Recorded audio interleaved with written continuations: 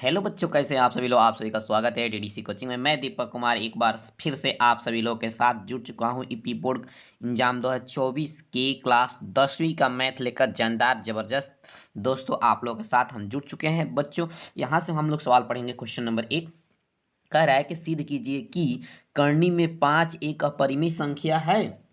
तो दोस्तों इसको हमको सिद्ध करना है कि करनी में 5 एक अपरिमेय संख्या है। बिल्कुल आप लोगों को ये 4 अंक या 2 अंक आप लोगों को देने वाला है। ये एग्जाम में 4 अंक या 2 अंक आपको देने वाला है। यहाँ से दोस्तों तो बिल्कुल हमारे चैनल में पहली बार अगर आए हैं तो चैनल को जरूर सब्सक्राइब करें और बेल आइकन घंटी का करें प्रेस करें। दोस्तों इसके साथ हम दोस्तों चलते हैं क्वेश्चन को। तो लिखते हैं, पहले लिखते हैं यहाँ से क्या लिखेंगे, हल। क्या लिखेंगे बच्चों, हल। जैसे स्टेप बाय स्टेप इसको हमको थोड़ा तो लिखेंगे कि माना। क्या लिखेंगे बच्चों, माना करनी में 5 एक परिमेय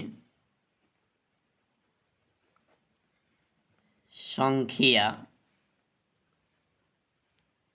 को दर्शाता है।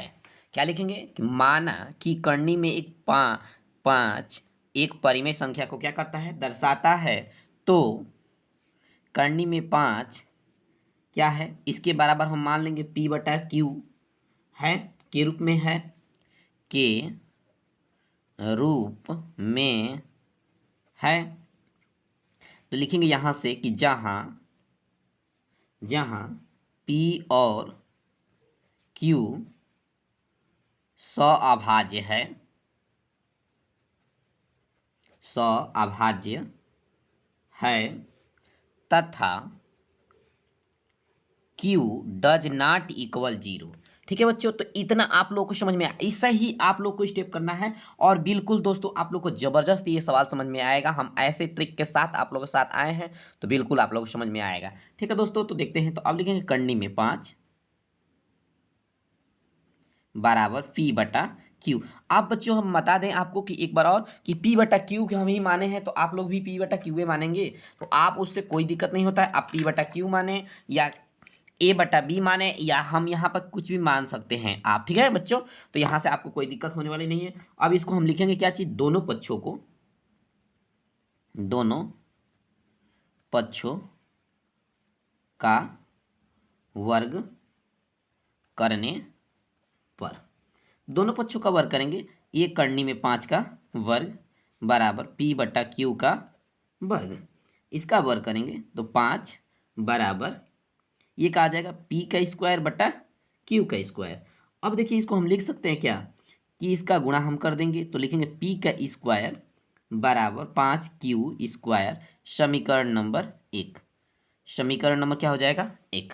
ठीक है बच्चों, तो समीकरण नंबर जब 1 हो जाता है यहाँ तक, तो अब हम समीकरण 2 की बताएंगे। लिखेंगे यहाँ से कि 5 कामा P स्क्वायर को विभाजित करता है। अब फिर से लिखेंगे यहीं से कि 5 P को भी विभाजित करेगा। क्यों, क्योंकि जब 5 P स्क्वायर से विभाजित होगा तो 5 P से भी तो विभाजित होगा, हो जाएगा बच्चों। तो यहां से आप लोग कंफर्म होता है। तो अब हम लिखेंगे कि माना, यहां पुनः लिख देंगे, पुनः माना 5 M, ये P के क्या मान लिया हम, M। अब देखिए यहां से हम लिखेंगे इसके नीचे जस्ट बच्चों P स्क्वायर बराबर 25 का क्या चीज, स्क्वायर करेंगे तो M स्क्वायर हो जाएगा। अब इसको हम समीकरण मान लेते हैं 2। अब देखिए जब यहां से हम मान लेते हैं 2 तो लिखेंगे समीकरण 1 में P स्क्वायर का मान रखने पर। ठीक है बच्चों, तो इसका मान रख देंगे। जब मान रखेंगे किस में, समीकरण 1 में, तो किसका मान रखना है, तो हमको P का रखना है। तो हम पहले प्रश्न लिख लेते हैं P स्क्वायर बराबर 5Q स्क्वायर। इसका मान रखेंगे तो 25, यही तो है इसका मान, निकाले है ना। 25M स्क्वायर बराबर 5Q स्क्वायर। ये काट देंगे हम इससे, कितनी बार में कटेगा, तो 5M स्क्वायर बराबर Q स्क्वायर हो जाएगा बच्चों। जब इतना हो जाएगा तो इसके बाद हम क्या करेंगे, इसको लिख देंगे कि Q, अब यहाँ से लिखेंगे कि 5Q² को विभाजित करता है। ठीक है दोस्तों, तो बच्चों यहाँ से फिर से लिखेंगे 5Q को विभाजित करेगा, चाहे करता है। ठीक है, अब लिखेंगे समीकरण, क्या लिखेंगे यहाँ से, समीकरण 2 से 5 कामा से विभाज्य है। अब यहाँ से हम लिख देंगे इसको ज़्यादा अब सॉल्व हो गया है बच्चों, तो लिखेंगे समीकरण 3, ये समीकरण 3 है, यहाँ पर हम लिखना छूट गया है, समीकरण 3 है। अब यहाँ से लिखेंगे समीकरण 3 से Q भी 5 से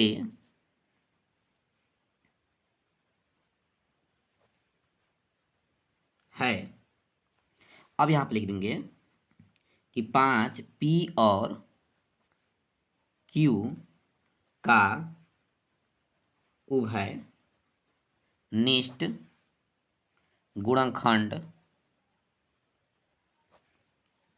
है।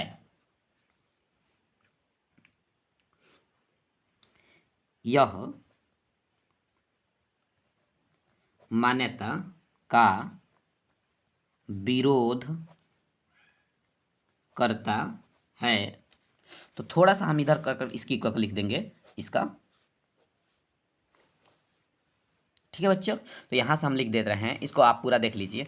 यहाँ से आपको हम एक बार समझाने का प्रयास भी करेंगे, थोड़ा सा हम आपको यहाँ पे लिख दे रहे हैं मान्यता का प्रयास करने का कि P और आप यहाँ पर जो मानेंगे, माने A माने हैं तो A B में लिखेंगे, P और Q का कोई उभयनिष्ठ गुणनखंड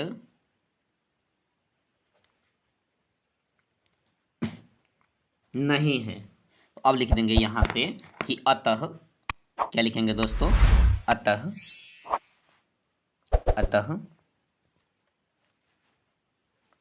करनी में 5 एक अपरिमेय संख्या है। तो आप लोग अब देखिए बच्चों, यहाँ से जो अपरिमेय संख्या का सॉल्व हुआ है आप लोग अच्छे ढंग से देख पाएंगे, और एक बार अच्छे ढंग से हम समझाने का प्रयास भी करेंगे। आपको सामने क्वेश्चन मिलता है हमारा ये,